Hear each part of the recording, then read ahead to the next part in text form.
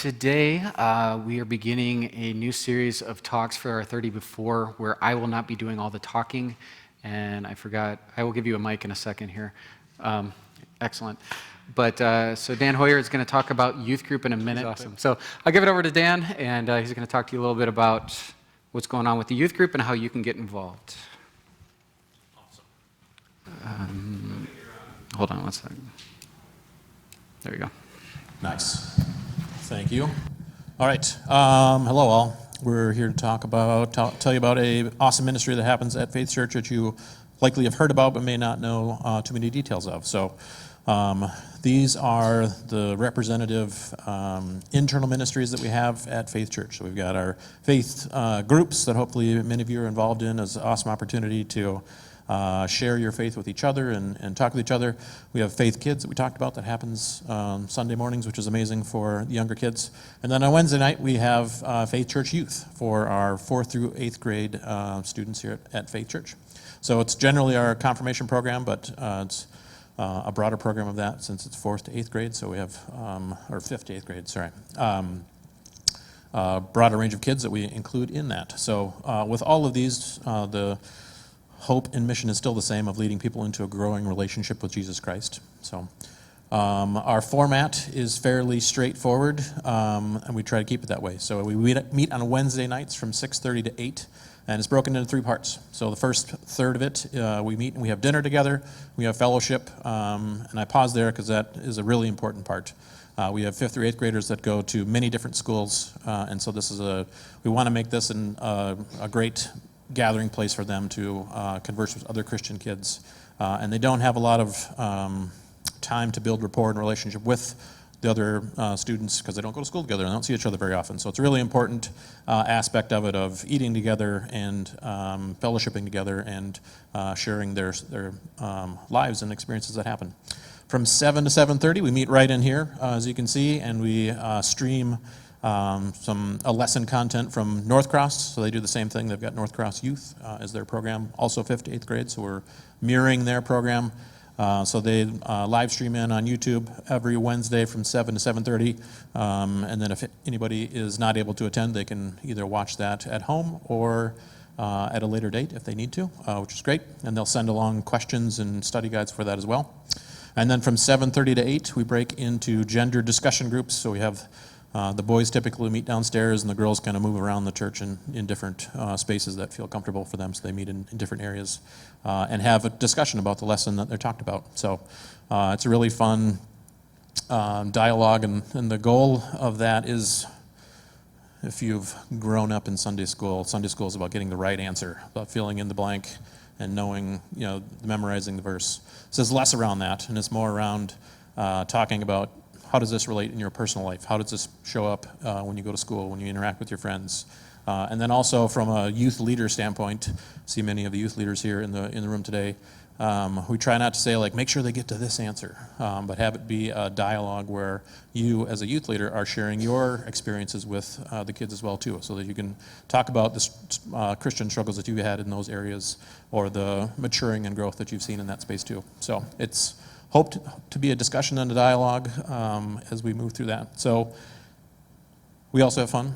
It's youth group, should have fun. So we do game nights quarterly, and then we, I think that's a Christmas party there where they're doing minute to win it games and exciting things. But the one thing I loved about putting these pictures together, I didn't have to tell anyone ever to smile. They were already smiling in the pictures when we took them. So it's really fun to see that. We were able to do some service events too with Humanity Alliance down the road too, so we've done that. And we'll hope to do that again here in May, but it's always a fun event when all the kids are together, volunteering together at this and other activities. And then, we throw a good end of the year parties too. So we have a fun time together as youth group, because again, the goal is to build relationships with other Christians and have those safe people to talk to about what's going on in your life. So. And a lot of times that's good at the youth age. The 2 things that we really want to make sure come across in our youth group program. Obviously, we want to teach God's truths and share those with the students at this age. We want to create a safe environment for them to learn to talk about their faith. That's one of the biggest aspects of this, is we want it to be a dialogue. We don't want it to be yet another classroom where you have to, find that right answer. So it's all about eliciting conversations and growing together within that. The other big thing that we try to emphasize, especially with the youth leaders as we're going through this, is we want these kids to begin to embrace faith as their church, not just their parents and family church. So that's not a bad thing, that's a good thing, but we want it to be a place where it's their church. They're seeing their identity of like, that's the place that I go to church and I like to be there. I'm sure many of you have heard statistics before of kids that get confirmed, and then the attrition rate is pretty high of kids that don't come back to church. I learned from some youth conferencing things that the Wells put on, that if kids are involved and they are volunteering at church and they are a part of programs outside of youth group programs, the rate is actually really good for returning to church and staying in the church and being around fellow believers. So we want faith youth to kind of be that transition where kids start to think about this church as their church, and how can they be involved within that too. So as we talk about ways to support and ways to get involved, that's one of the things I want you guys to think about, is just kind of as Faith Church congregation, is how can we continue to engage these almost young adults, students, future members of our church, as that. And so the easiest way that we love support is to pray for FCY. Prayers are powerful. We appreciate them. We pray for you guys a lot in FCY too as a church. But one cool thing I heard also that I'd like to pass along is find one particular student and pray for them. So as you see a student in the 5th grade, 8th grade group, find one and say, like, I'm going to pray for you. And then be able to connect with them on Sundays and then beyond too. Because they're awesome and exciting kids. I thoroughly love all the conversations that we get to have with them on Wednesday nights. It's amazing, and they're doing impressive things in their life. So find one, even if you don't tell them, pray for that one particular student. If you do, talk with them. One of the strangest stories that sticks with me with my youth group leader when I was just coming into the high school group was, I was like, hey, what are you doing today? He's like, well, I'm doing some yard work.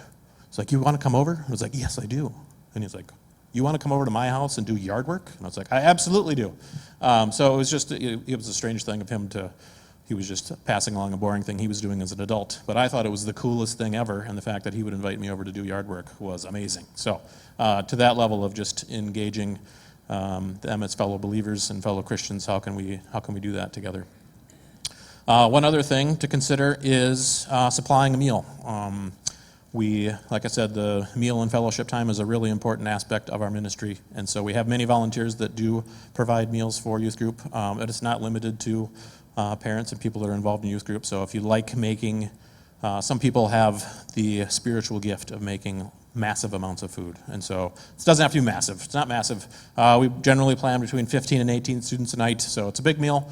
I remember also I was in campus ministry in college, and we had this awesome network of, doesn't have to be this either, but it was the grandmas of the church that supported our campus ministry, and they loved making big amounts of food, and they didn't really have an opportunity to do it anymore. So there was like 6 of them that would like rotate through and make these like amazing sandwiches that would, they'd make 20 of them and send them in these like big trays. So we prayed for them. We knew who they were. They were amazing. Fastest way to a student's heart is through delicious food. So if this is your spiritual gift, we'd love to give you an opportunity to do that, and we're grateful for it. So it can be once a year, can be once a month, can be once a quarter, whatever makes sense for you if you want to be involved in that way. I can send Marie our sign-up sheet, and we can get it out distributed to you as a group. Lastly, think about becoming a youth leader. So sometimes in churches you think, oh, the parents of the students that are in there, those should be the youth leaders of who's there. Not true. We actually have a really awesome, diverse group of couples that support this. So we have some that are youth parents, some that are not, and we have some that are willing substitutes. So if you're not thinking about like, I don't know if I can commit to it, but I'd be a willing substitute for some evenings to do that. It's a great time. There's not a ton of like homework and prep as you see kind of going into that. We will give you the discussion guide of what there is to talk about with the kids, and again, it just gives suggested answers of like generally the conversation should go this way versus like make sure they say this thing. But the biggest thing that we like to remind youth leaders is We want these kids to know all of the adults in the congregation too, and to know that those adults love them as fellow Christians. So it's great when we have this rotation of adult leaders that the kids can meet and talk with and understand their Christian walk as well as they're growing in the church. So one thing we do is anyone is welcome to shadow an evening if you're thinking about it. No commitment at all. Come by and check it out and see how it goes and see if it's something you'd like to be involved in.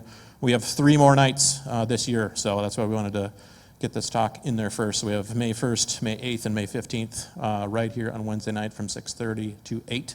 If you're thinking about it, bring a spouse, come with, and check it out. We'd love to kind of show you what it sounds like, what it feels like, and what the conversations are. And then we'll send out an invitation next fall, too, for more youth leaders to be involved. So take that encouragement of it is great to have a diverse range of parents involved, or not even parents, but just people in the church.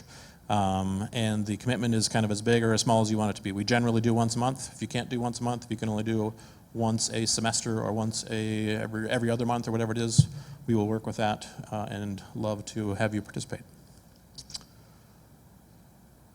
I had a cool animation for that and went away. But I love this of Martin Luther posting problems on walls way before it was cool. So as a youth group, we try to embrace the cool side and the fun side of church. So thank you all for listening. And if you have any questions or want to reach out or think about things, feel free to contact me. Amy is traveling in the group of ladies that are traveling, so she's a delight to talk to as well. Or any of the youth leaders. So we have Troy and Carrie, Chris and Eric Lemke, Andrew Nabby have helped out quite a bit too. Mark has helped out from time to time too, so feel free to talk to anybody that has participated as well. We'd love to have you join us in any capacity. Thanks.